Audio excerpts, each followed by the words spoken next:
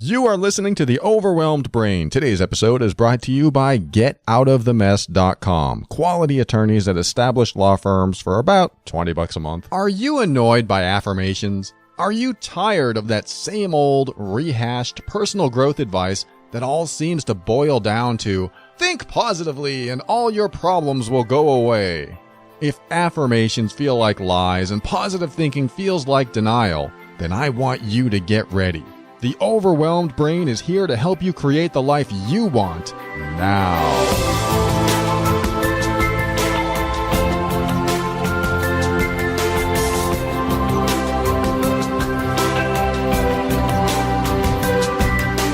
Hello, this is Paul Coliani, personal empowerment coach and host of The Overwhelmed Brain. I am here to help you increase your emotional intelligence, strengthen your self-worth and self-esteem, and empower you so that you can make decisions that are right for you.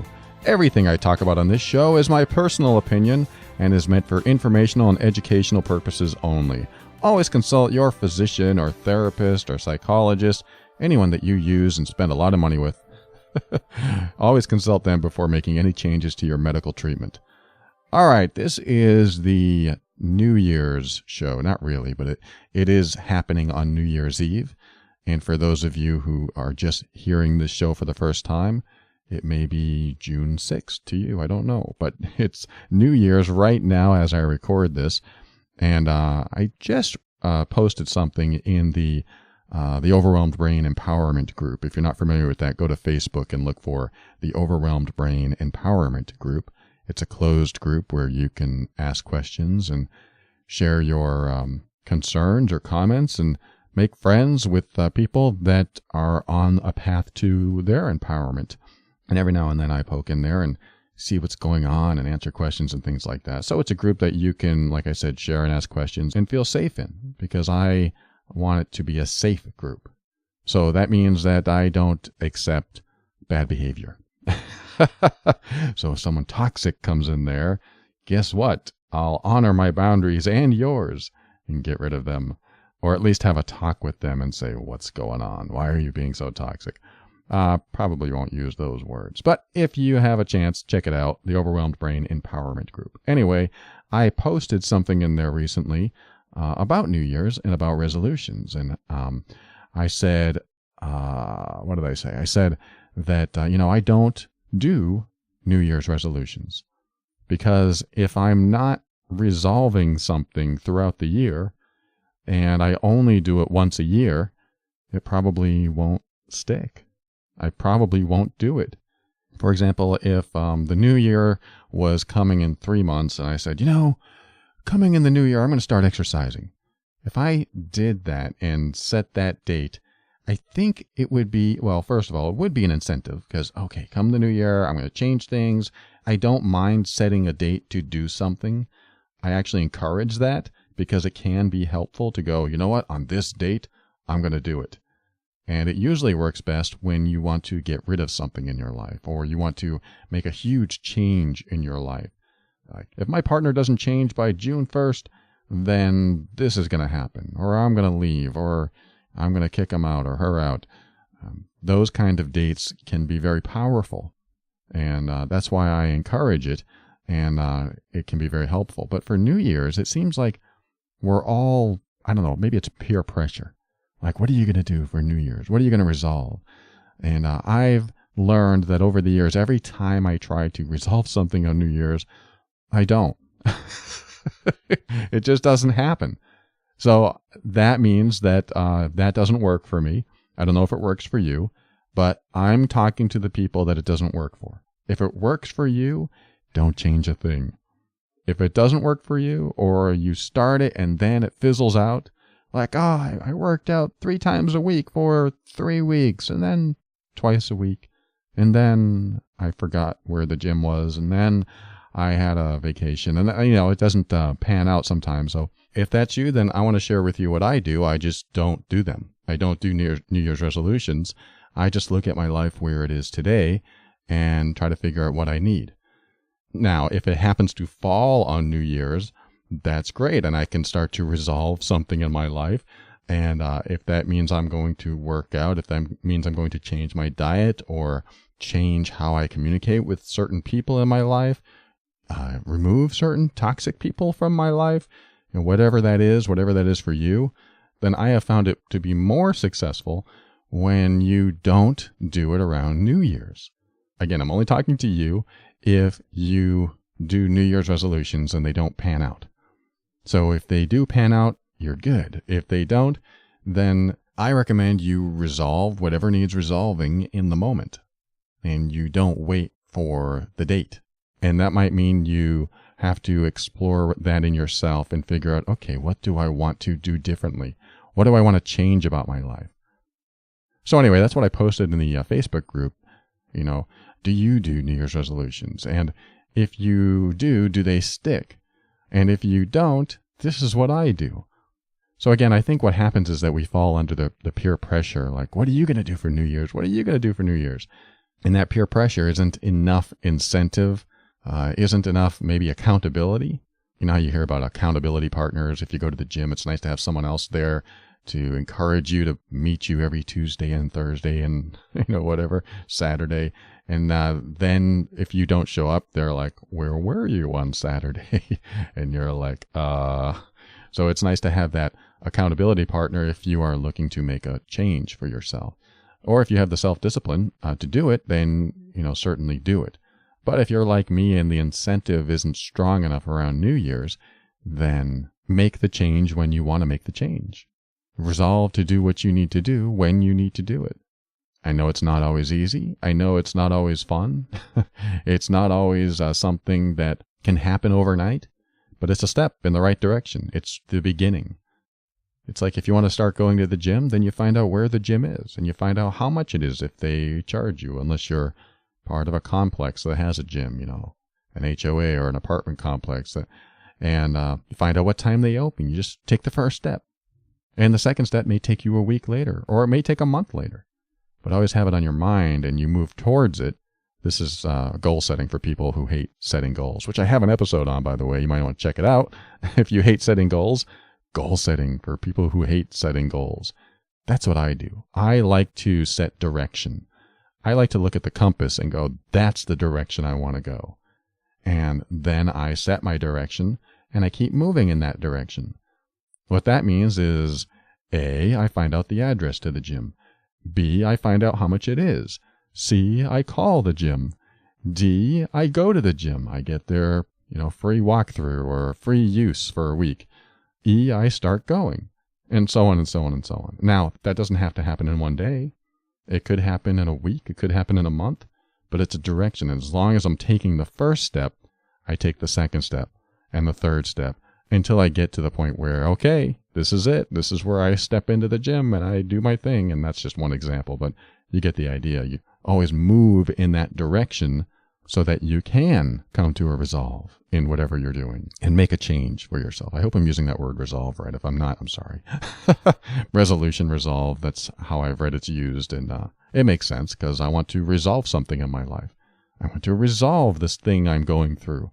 And how do I do it? Well, I have to resolve to do it so that this challenge that I'm going through or this thing that I'm going through comes to a resolution, comes to a conclusion so that I can move forward, take a step toward my success, take a step toward your success, keep moving in the direction that takes you where you're going, and Happy New Year.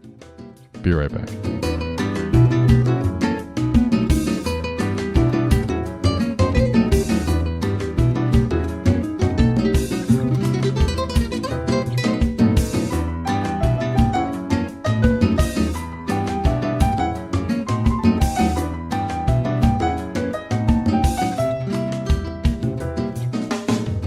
All right, getoutofthemess.com. That's all I'm going to say. This is the shortest sponsored ad ever. All right, I'll add a few more seconds. Call Asha at 678-355-8777. Why? Because she is an independent associate for Legal Shield, and if you ever need legal advice or even legal services for any reason, whether it's for home or business, maybe your kid got into trouble or is going to get into trouble. Maybe you know something that they don't because you know how kids are. or if you just want what Asha calls legal insurance. Connect with her, ask her questions, find out if this service is right for you. She's not an attorney, she's just there to help you understand what this service is all about and if it will work for you. If you're in the US or Canada, connect with her. 678-355-8777 or go to getoutofthemess.com. Told you it'd be short.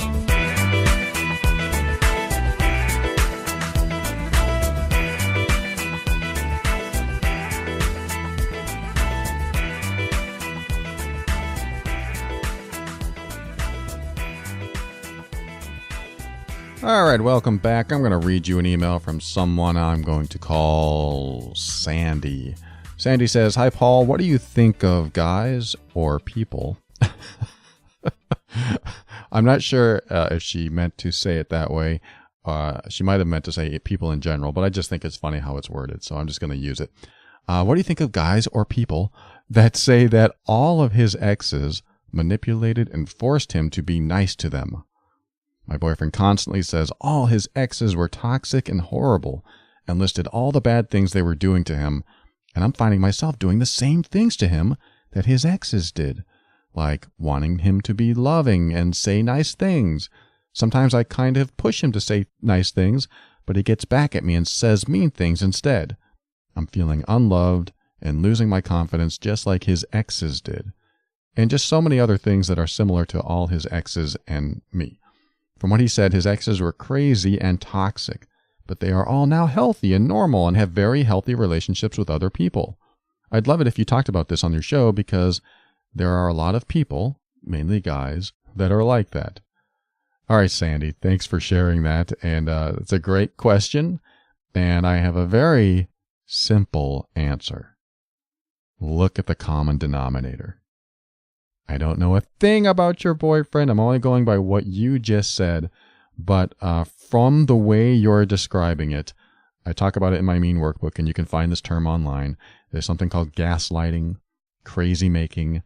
If you look that up, you'll find that the way you're becoming with him is typically what happens when there's some sort of emotional abuse or manipulation going on. I get a lot of letters regarding emotional abuse and manipulation, but some people don't even realize that's what they're asking. And I'm here to say that's what you're asking. Am I in an emotionally abusive relationship? The answer I'm going to say without knowing too much, and this is really making a huge assumption on my part, I know it is, that you're in an emotionally abusive relationship. The reason I say that is because when there's one person where everyone else has the problem but that person, and wherever they go, people have a problem with him, that's the common denominator. That is the factor, that is the variable that's taking place here. I can speak from experience. I look at my own life and see that every person that I dated or lived with or married left me. That's saying something. That's saying that all of these people that I was with are either bad news or unhealthy or toxic, or I'm the one that's the problem. If you don't want to use the word problem, use challenge, use unhealthy, use unhealed. But I finally got to a point where I got sick of people leaving me. I had to get to that point where I looked back and said, what is the most common thing in every one of these scenarios? And the most common thing was they left me. So that meant that I had to stop focusing on other people and started focusing on myself. Now, what does this mean for you? Well, he's not the one asking, you are. So to alleviate the crazy making going on in your relationship, here's what I'm going to say. And it's an analogy. The analogy is, when you go to a job interview, do you tell your potential employer that your last boss was a jerk and he or she never understood you and always gave you too much work? And do you say these things about the people that hired you before? Do you say these things about your former employers? The rule of thumb is no. You never talk bad about your former employers, because guess who it makes look like the problem? You. It makes you, the potential employee, look like the problem. And most of the time, you are. This is very practical knowledge that everyone should know. When everyone else is a problem in your life, you're usually the root of the problem in some way and also the solution. Meaning if people leave you or people are toxic towards you, then what's probably happening is the way you behave makes them toxic. Or the way you behave, and this, I know people are yelling at me right now. Let me rephrase that. There are toxic people that you don't make toxic. What I'm saying is that your allowance or enabling of them in your life to be toxic are what keep them toxic to you. Again, if you don't like these terms I'm using, use some other term. If they're not toxic, they're unhealthy, they're a challenge, they're a problem. But when you look back in your life and you see that I've attracted all the wrong people, I'm with people who treat me terribly, I'm with people that don't have my best interest in mind, I'm with people that are all hurtful to me in some way or whatever. When you have this thought process going on, you are almost always the one that needs to do something to change so that this doesn't happen to you anymore. Again, case in point, myself. I thought I was the nicest guy. I was showing up in these relationships as Mr. Generous, Mr. Supportive, Mr. Happy. I never showed my bad side. I was always, serving my partner in whatever way I can. Don't get up, I'll get you a drink. Don't do this, don't do that, I'll take care of it.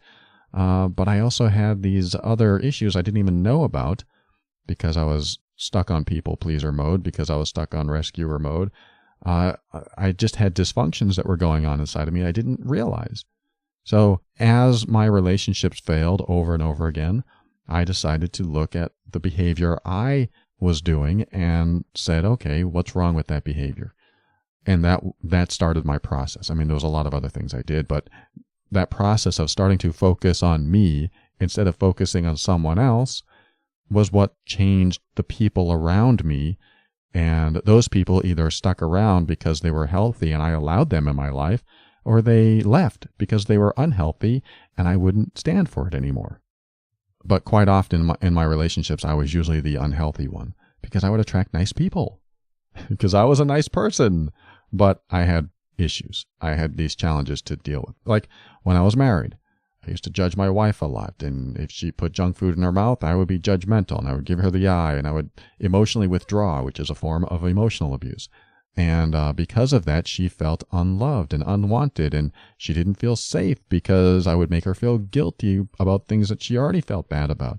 And I would just put her through the ringer, and it was not nice, and I wish I could have treated her differently, but what happened, and I went through the process, and so did she, and she eventually wanted to separate and get a divorce. So that caused our marriage to dissolve. But during the last year of the marriage, I realized what I was doing. I realized how much I was focused on her and her problems. And if she would change, then the marriage would be better. Our relationship would get better. Everything about us would get better if she would just do what I wanted her to do. And this is where I'm going with you, is that if you're in a relationship where your boyfriend, all he wants you to do is what he wants you to do, and he won't be happy otherwise, then he is the common denominator for all the problems in his life, and you are not the problem. You may be part of the problem. You may be the person that sticks around while he does bad behavior, but you may not even know he's doing bad behavior.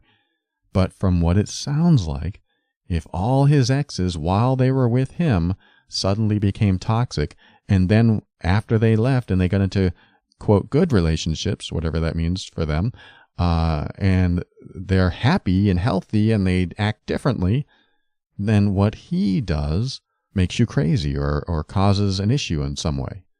So as you become crazy, and that may not be the best term, but as this possible gaslighting is going on, you become less and less trustful in your decisions about yourself, your belief in your decisions, your belief in yourself in many ways, because what the manipulator or emotional abuser will do is turn you against yourself. When you come up with a great idea, he will point out how it's a bad idea and make you feel bad about it.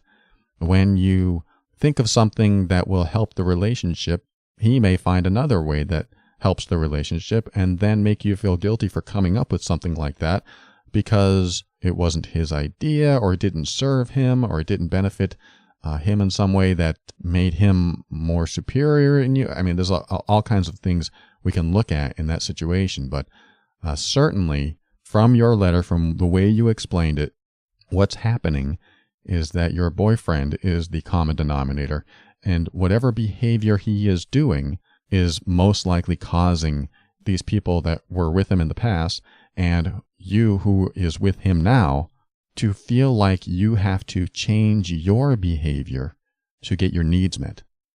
Because one of the things that you said was you just want him to be loving and say nice things. That tells me that he's probably not being loving and saying nice things.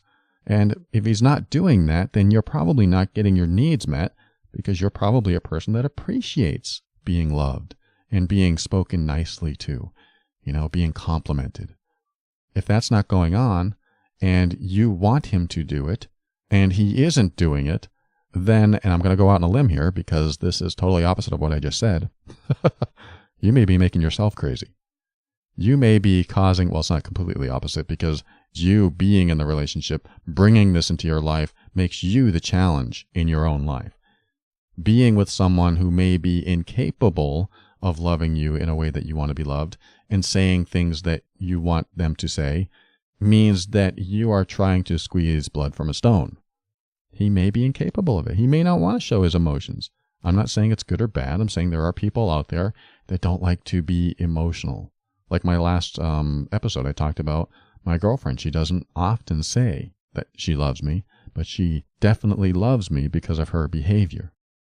So is my girlfriend being manipulative, or is she just incapable of doing it and I expect more? So this is the other side of the coin, where if he's not being emotionally abusive, it's possible that you want more from him than he could ever give, and he keeps attracting women in his life that are emotionally needy, and I'm not calling that a bad thing. They're just more needy for an emotional connection, and they can't get it, so they become even more needy because they don't get any, and you might be in that category. I'm in that category. If I don't get it, then I become more needy for it. And if my partner isn't capable of showing it at all, then I'm not getting my needs met, and I want even more, and I'll find ways to pull it out of her or whatever. That's not happening with me, but it sounds like that's what's happening with you. So, either he is emotionally abusive in some ways or a lot of ways, and he's doing things that cause you to feel a certain way about yourself, because emotional abusers are experts at making you feel bad about yourself and distrust yourself so that you'll rely on them more and more, even though they're the ones that are creating this scenario for you. That's either happening, or B, he's just more emotionally disconnected than you would prefer in a relationship, but he's kind and respectful in other ways, but he's just not enough. He just doesn't have enough of emotional connection in himself to connect with you. There might be something else going on there where it's not purposeful. He's not purposely trying to hurt you. He just may not have it in him. And he may need to do some healing on that if he really wants to. So there could be that side of the coin as well. So if you really want to find out if there's some sort of emotional abuse, you can go to theoverwhelmedbrain.com/mean and get the mean workbook. Otherwise, from what I've said here, maybe you can assess what's going on in your relationship and figure out if it's more you bringing this on yourself because he's not capable of doing it, or more him causing you to feel a certain way about yourself. And the deeper you get into the relationship, the more bad you feel inside because of how he's structuring the relationship. If you feel bad and he's there to support you, he becomes the good guy and / the abuser. So I'm not sure where you are in that, but I hope my insights and opinions help here. Thank you so much, Sandy. Thank you for writing. I wish you the best. I hope things are better. Send me an update sometime. We'll be right back.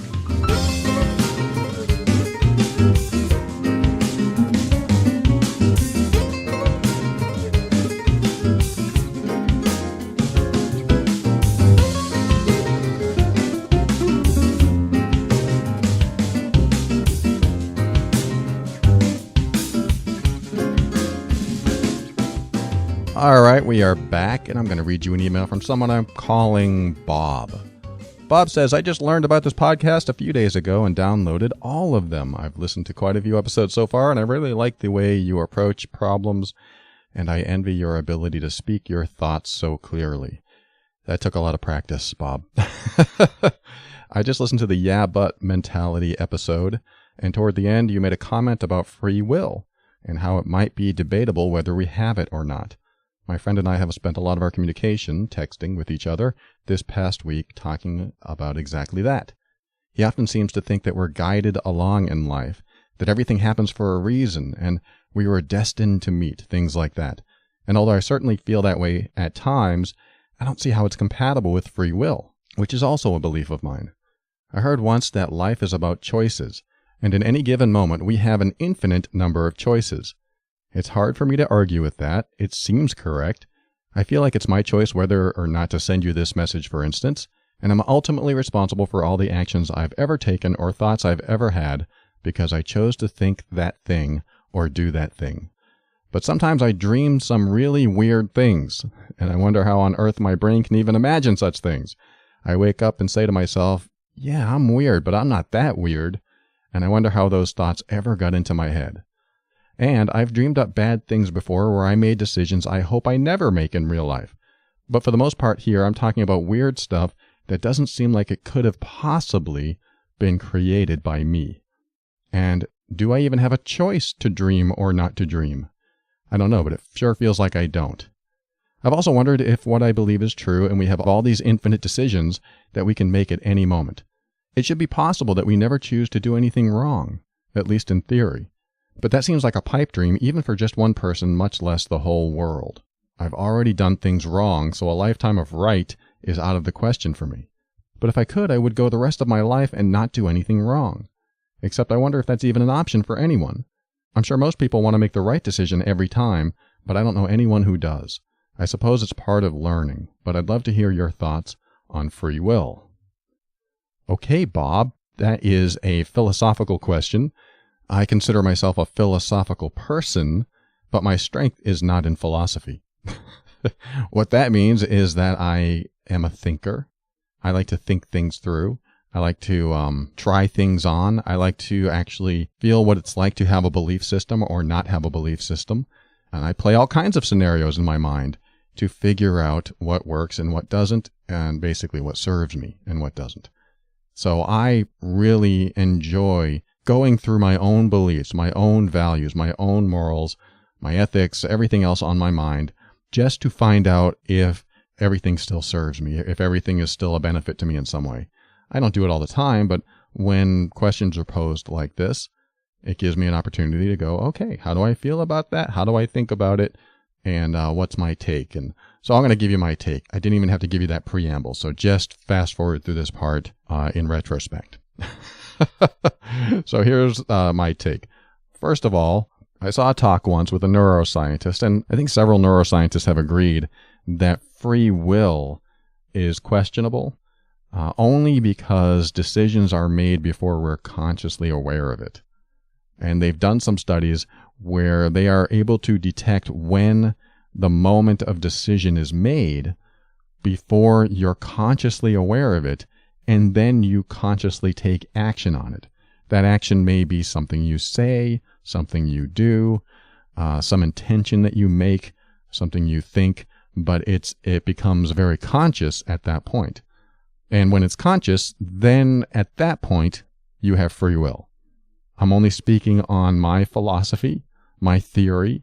I'm not backing this up with double-blind tests. I'm only telling you what I've learned and what I've tried on in myself. You can look at this as when does instinct happen, or where does it happen, and then when do you act on that instinct? So instinct could be some animal behavior that we have inside of us that is a very low-level subconscious thing that we sense something is right or wrong or whatever. And then we act on that instinct and we think that action is our free will to do so, which it probably is, because action can be very conscious, but action can also be unconscious.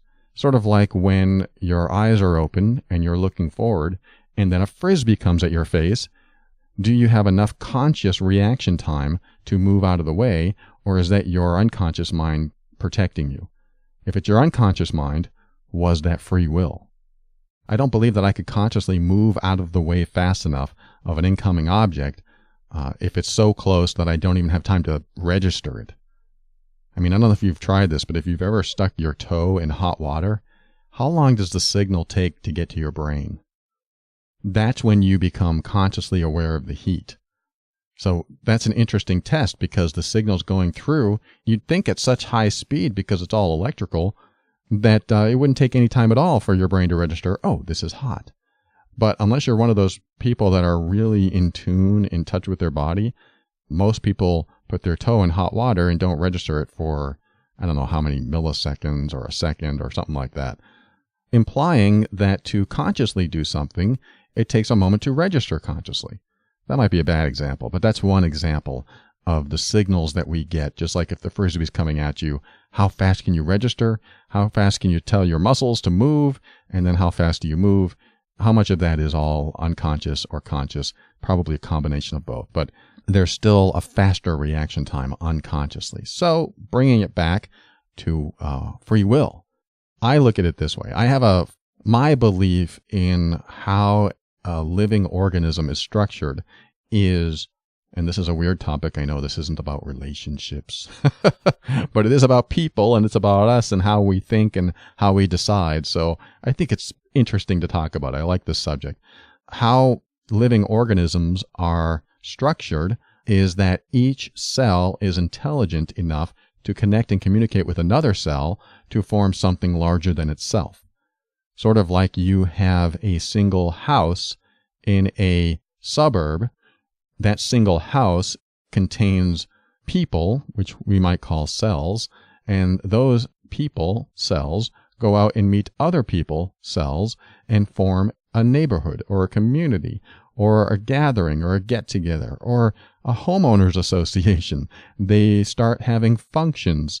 Literally, they have functions in the neighborhood. And then the neighborhood is part of a city, and the cells in that neighborhood connect and communicate with the cells in the city, and they form larger things, organizations and groups and gatherings and businesses and relationships and all that other stuff.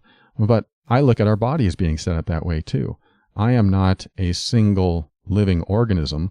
I'm a multicellular organism that has billions of cells creating something massive that moves around on this planet. And what that means is that I am not singularly intelligent. I am collectively intelligent. This is my own belief. It may not match your belief, but I see consciousness as a collection of all this intelligence inside of me. Yes, I have a central command, my brain, but that is also made up of a group of cells and a group of tissues and a group of functions and chemicals that have more functions that run the state, that run the city, that run my body. You know, I'm using analogies, of course. But my cells have learned to work together so efficiently that I feel like an individual with free will. However, in order to make a decision, take action, make an intention, have a conscious thought, the cells have learned to communicate so well with each other that the behavior seems very conscious and very much in my control, but perhaps all my decisions were made before I even thought of them. It's like when I met my girlfriend. I met her online, and I told my mom, this girl I met, and how crazy she was. And I just, she talks about things that I don't talk about, and I just don't think that she's that sane. And my mom's like, oh, you're going to be together someday. And I'm like, there's no way I'm ever going to be together with this person. She's crazy. She talks about things that I will never get on board with. It's just, she's more spiritual than I am. She definitely has a different perspective of things going on in the world and things going on in life. And I just never see myself with her. And she's like, I could tell you're going to be with her. And I'm like, that is nuts.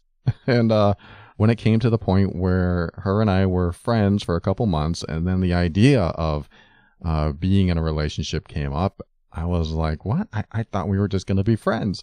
And she's like, well, I don't know. If you were closer, maybe we could see what happens. And for the first time, I thought, oh, what would it be like to be in a relationship with this person? Yep, for some reason, my mom already knew, and I had no inclination to be in a relationship with her, but maybe all the cells in my body already knew what was going to happen. Now, that sounds a little spiritual, it sounds a little out there, but really, maybe it's just my subconscious had already made that decision, and my conscious mind was rejecting it. I think our consciousness is our filtering system, is our free will. Our unconscious mind may make those decisions, but perhaps our free will is changing those decisions. And that's kind of where I go with this, is that you may be conditioned in a certain way. You may have been nurtured in a certain way. You may have been traumatized or abused to have certain beliefs about the world, and your inclination is to make certain decisions in a certain way, feel certain things about certain people. And really what it is that your unconscious mind already knows what it wants you to do, and your conscious mind has the choice to change that. An example of that would be when my stepfather showed up at my mom's house, and he had been an abusive husband to her for 40 plus years, and finally they got separated and he disappeared for a while, and then he shows back up and I answer the door. So here I am facing my stepfather, someone I've always, I don't want to say submitted to, but that's what it felt like, because I became a child around him. I became this scared little, oh, it's him, I better do anything he asks, just because I'm scared of what his reaction will be. And here I am, a 40-plus-year-old man, answering the door, feeling this little child come up in me. And that would be my unconscious mind knowing how to respond. It's already been made. The decision was, I'm going to be a child and I'm going to submit. However, consciously, I fought that decision. I did not want to be that child anymore. It was hard. It was probably one of the most difficult decisions I've ever made in my life, because I had the propensity to be that child. So I chose to fight it. I chose to fight that decision. I took a stand in myself and said, no, I'm not going to do that anymore. I don't want to be the child I always was around him. I want to be the man I'm becoming, the healed person that I really feel like I've become, where no one, not even this person who's been one of the biggest threats in my life, no one can take that away from me. I believe I chose through free will to go against what I would be normally inclined to do. So if we're going to look at free will, I would say free will is the choice you make against or for the decisions that are already made in you. If you always revert back to that childlike state in front of those toxic people, or that submissive state, or whatever it is, and suddenly you decide not to, I would say that's free will, allowing you to make a different choice than you would normally make. And it's hard. I mean, it can be very hard, because it feels like you're programmed to do it that way. You're programmed to protect yourself. So to do something against that is like almost rewiring, or literally rewiring your brain, so you don't fall into that old rut of where you used to go, where it never got you anywhere. That day I stood up to my stepfather and said, no, you're not welcome to come in this house. That was a very hard decision, but I would look at that as free will, because I was struggling with the decision to become that childlike submissive person that always gave in and just let him do what he wanted. Now I am no longer that person, and that was my big test. That was the big challenge of my life. So I think free will is tested, and you get an opportunity. I mean, I don't think they're like spiritual tests. It could be, but I think you get opportunities to find out if you really do have free will by making choices that are the hardest choices to make. So I would say that, yes, we have free will consciously in that respect, but everything else, every part of our being, every cell is used to or wants to do something else. Or it is in alignment with our conscious decision making. For example, if every part of me wanted to honor myself in that moment and I had no problem saying get lost, then consciously I would still make the free-willed decision to say, sorry, you're not welcome here. That's what I call being in alignment. When you're in alignment with every part of your being, then you're doing things that will lead to success every time. I truly believe that when you are in alignment with your deepest intentions that benefit you to the greatest extent, that you will succeed no matter what. That's a bold statement, because what are you trying to succeed at? And does that mean you're going to be healthy, wealthy, brilliant? I don't know. All I know is that every time I aligned with something I really wanted to do inside, that deepest level intention, it's always worked out. So when my stepfather showed up, yes, I wanted to submit and be that child and let him pass, but my deepest intention was to be courageous and stand up like a man and deny him access to my mom, to the house. It's one of those moments where you go, if there were no consequences, what would I say or do in this moment? That's pretty deep. I mean, when you get the answer to that, that will be your truest, deepest intentions. And then free will allows you to make a choice to take the next step. If you choose to fight against your deepest intention, then you may be allowing an old pattern to take place, which may not result in a good outcome, or at least a productive outcome that gets you into a better place. So I think the personal growth lesson in all this is that when you're faced with a choice in your life and the path that you always take, or that you take most of the time, is your default path, I think a good idea is to ask yourself that question. If there were no consequences, what would I say or do in this moment? And then you'll find out what every cell in your body wants to do. And if you can align with that, you'll find that perhaps the right decision was made, and all this time you've been taking action against it.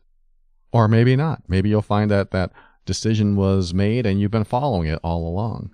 But it's a good way to kind of find out if you're just going along a predetermined path, which is an old pattern, or you're actually making decisions that are right for you, which I believe is a path to empowerment. When we come back, I'm going to address a couple things that Bob wrote in his email, and we'll end the show. Be right back.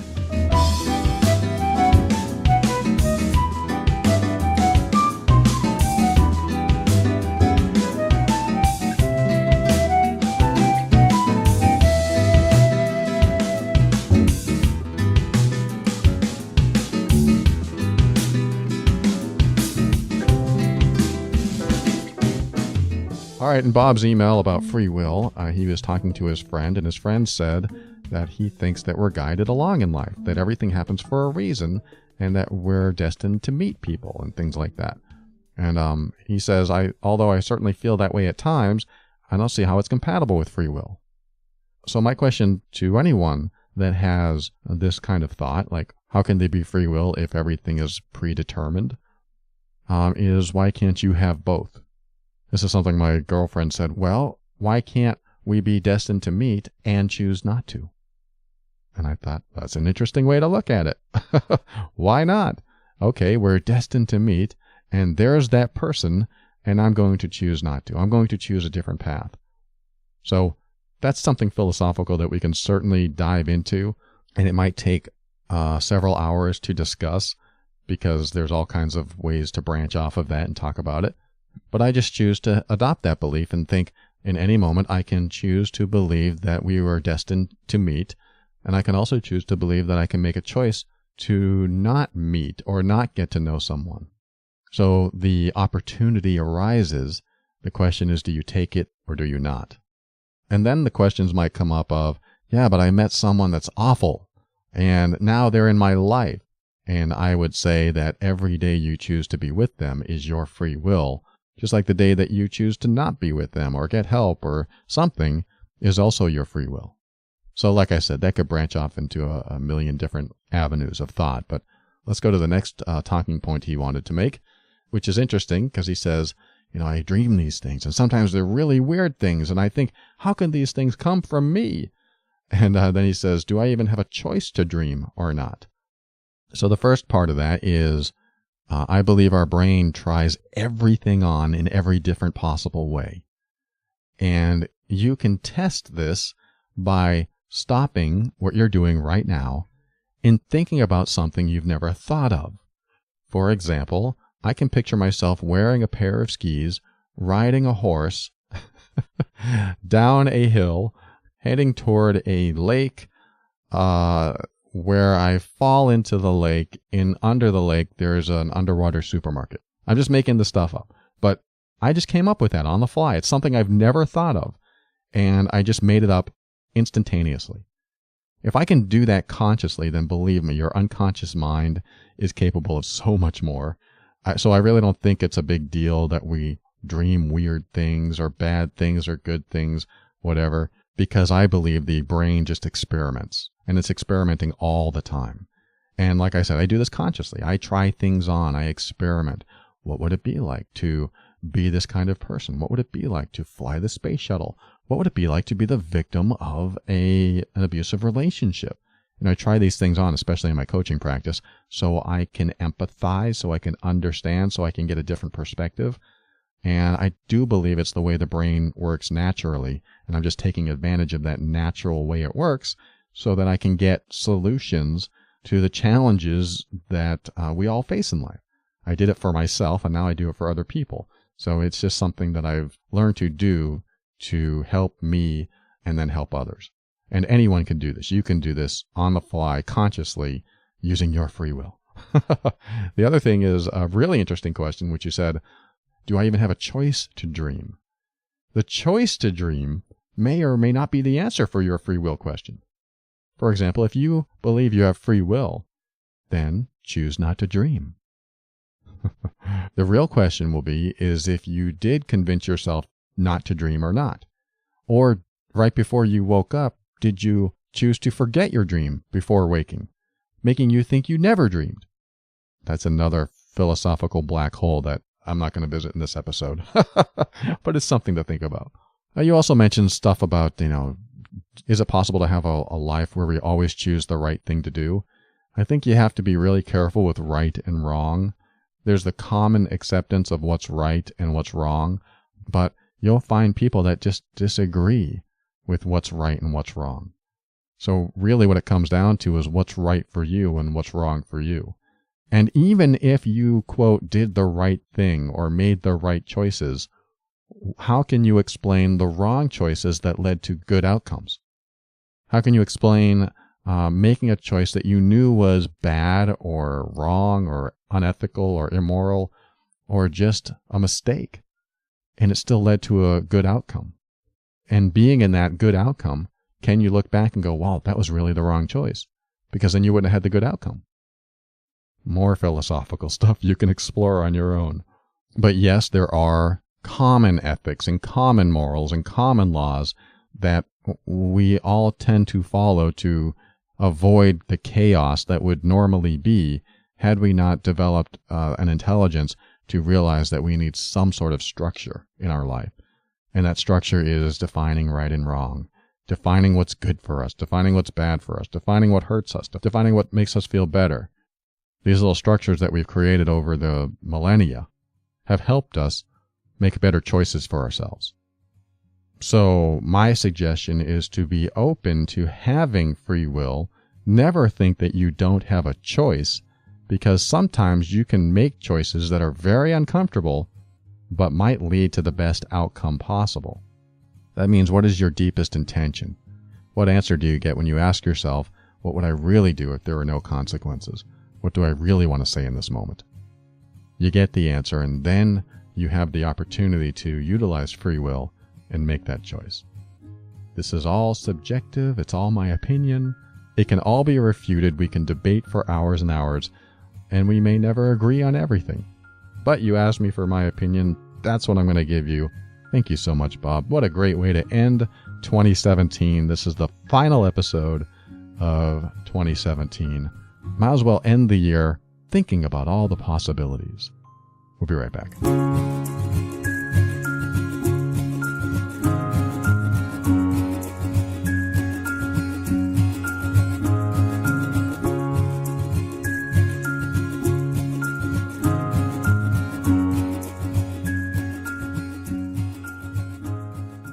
Thank you for listening to another episode of The Overwhelmed Brain. It is the new year if you are listening to this fresh. If you're not listening to this fresh, then you're probably not a subscriber, so I would recommend you subscribe. iTunes is usually the place people subscribe, but there's other podcast aggregators and players out there. So just tune in, subscribe, and start listening more often, if you want. And I want to thank Jenny8685 in iTunes. She left a review for the podcast. Says a must-have, 5 stars. This is one of my favorite podcasts. His voice is so calming. I automatically relax once I press play. He covers a wide array of topics and provides tips you would actually use. I really enjoy his insight and regularly turn to his shows when I need a reminder. Thank you, Jenny8685. That is very kind of you to say. Thank you for taking the time to rate the show. I appreciate you, and I appreciate everyone that has rated the show, has used the Amazon link on the website, theoverwhelmedbrain.com. That's a little bit of funding for the show, and anyone who's purchased the Overwhelmed Brain book and any workbooks that I've created to help you through the challenges that you're going through in your life. And of course, I thank the patron members of the patron program, patron.theoverwhelmedbrain.com. They are supporting the show, and they're getting stuff back too. They're getting all the workbooks I've created, all the ebooks I've created, and also a huge collection so far of private episodes that I've created in that program. So if you're interested in that, you can go to patron.theoverwhelmedbrain.com. Thank you, patron members. And speaking of workbooks, I want to mention the Mean workbook. This has been pivotal in many people's relationships, and it is an assessment for emotional abuse and manipulation in your relationship. It's got a 200-point checklist that, depending on how many you check off, will give you just how mild or severe any manipulation or emotional abuse is going on in your life. Plus, and I hear this over and over again from people doing this workbook, it really helps them get clear on what used to be very fuzzy. And what I mean by that is sometimes the crazy making that can go on in these types of relationships makes you feel fuzzy. It makes you not trust yourself. And often the manipulator will make you feel guilty for having autonomous thoughts or good ideas that they turn into a bad idea that make you feel bad about yourself. Or maybe the person is trying to get away with bad behavior and making you feel bad for mentioning their bad behavior. There's all kinds of things that happen in these emotionally abusive relationships. So if you think you're in one of these, or if you want to take the Mean assessment, go to theoverwhelmedbrain.com/mean, MEAN. The results are always enlightening, not always pleasant, but you'll have the details you need that pinpoint exactly what's going on in your relationship, so you don't think you're going crazy. That's what I want. I want you to be prepared. I want you to have the knowledge so that you can make the decisions you need to make next. And of course, the Mean workbook has all kinds of resources and helps you make the next right choice for you. theoverwhelmedbrain.com/mean. And finally, I want to thank Kevin McLeod of Incompetech.com for some of the music transitions in The Overwhelmed Brain. And I'm going to end the show with a request. This is a request for those of you signed up on my newsletter. You know, when you sign up for a newsletter and you're like, I'm not going to give that person my name.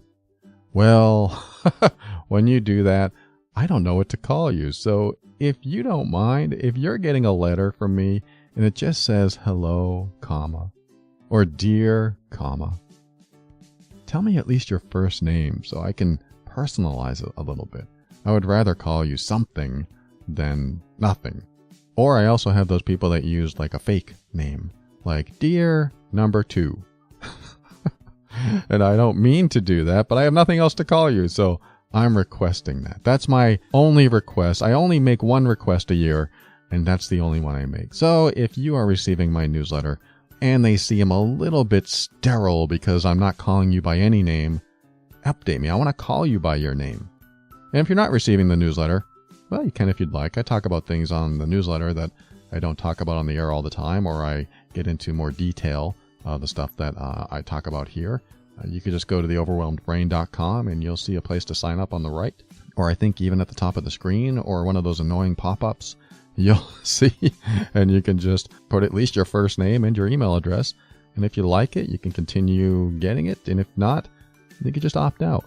I'd love to connect with you there too. Now, that's not all I'm going to say in this final little outro, what they call the outro part instead of the intro. I also want to say that the end of the year also brings reflection.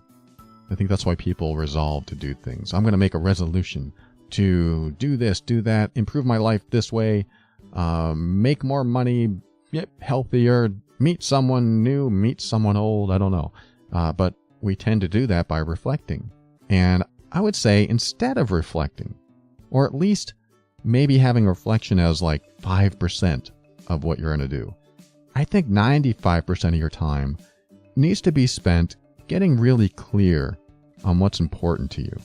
I've talked about this on other episodes where you look at what is most valuable to you in each area of your life. What I mean by that is I can look at what's most valuable to me about being in a relationship. I'm in a relationship now, but I still go over what I value in having a romantic, intimate relationship in general. So this is one area of life that I look at my values and go, I value honesty. I value respect. I value laughing. I value someone who likes to touch me and hug me. I value someone with an open mind, someone with intelligence. And I can keep writing these values down until I have a whole list of them. And then in my Stop Self-Sabotage workbook, I tell you how to organize the values, but I'm going to tell you right here. I mean, you can choose to buy that or not, but I like to give you enough to work with so that you can actually start doing this right now, which is you take this entire list of values in the area of life that you're working on, and then you put them in a hierarchy. What's most important to me? Is respect in a relationship most important to me, or is it honesty? Or is it laughing? Or is it this? Or is it that? And that's what I do with my own values. And then what I do is I find out what's being met and what isn't.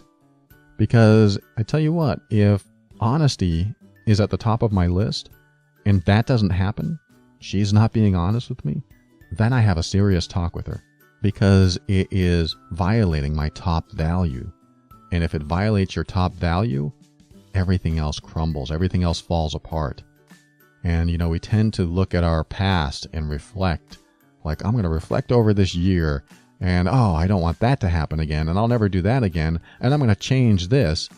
I think that it's a good practice, but I think you can get more from your time by finding out what's really most important to you in every area of life, and then writing all those values down, or just doing it in your head or whatever, but it's easier to write them down, and then just putting them in the order that are most important so that you can actually get in touch with those very deep intentions that benefit you. The one I was talking about with free will. It's like, what are my deepest intentions? If I could have anything I want, do anything I want, say anything I want, what would that be? What would that be like? What would that look like? And you start writing down all this stuff. If I could have the perfect relationship, it would look like this. And even if you don't have it now, you just write it down, and then you find out if your current relationship matches that. You find out if your previous relationships have matched that, or you make a plan to make that your future relationship, and then you stick to the plan, because that's the free will part. You actually make the choice to stick to the plan, which might mean if you're looking for that perfect relationship, you give up being in relationships until you find it. A lot of people don't like to do that. I choose to do it. That's just the way I operate. I like to make sure I'm on the best road possible, and I don't settle. I mean, rarely settle. And sometimes I compromise. Sometimes I make compromises. We have to when we're in relationships. I can't have every single thing I want, and that person has nothing that they want. Or they have some things that they want, and I restrict them from having the things that I don't want them to have. You can't be that way. You have to make compromises because we all have differences. And so that's the challenge of being in a relationship, and it's also how you can support each other when you're in the relationship. The best relationships are those that support each other even in their differences. So I like the idea of creating a list of what you value most in your career, in your health, in relationships, for a perfect family, for a perfect vacation. I mean, you can do it with anything in life, and then see what you come up with. And then what you do is you put them in the order that are most important, and then you align yourself with what's most important, and you make decisions based on that, and you'll find that being in alignment with those deepest intentions for yourself tends to work out best. When you can't meet your own values, that's when things fall apart. So that's what I'm saying, is that instead of just reflecting on the year, just throw that out. Not really, but it's not as important as knowing what you value today and going forward. So yes, it may involve some reflection because you're going to think, well, when I was in the perfect relationship, it had this and this and this. So yeah, I guess that's fine. You can reflect in that way. And I'm just kidding about throwing out reflection. I'm just saying don't use it as your only guide to behavior that you're going to do or actions you're going to take in the future. Just use it as an exercise to understand what you value most, and then get into alignment with what you value most. And you'll see things start to work out. And yes, it can be scary sometimes, because what you value most may not be what you have today. That doesn't mean it can't change, though. So always keep your mind open so that when you're ready to take that step, you can step into your power. And that'll help you be firm in your decisions and actions so that when you get into alignment with your values, you can create the life you want. Always take steps to grow and evolve. You are powerful beyond measure.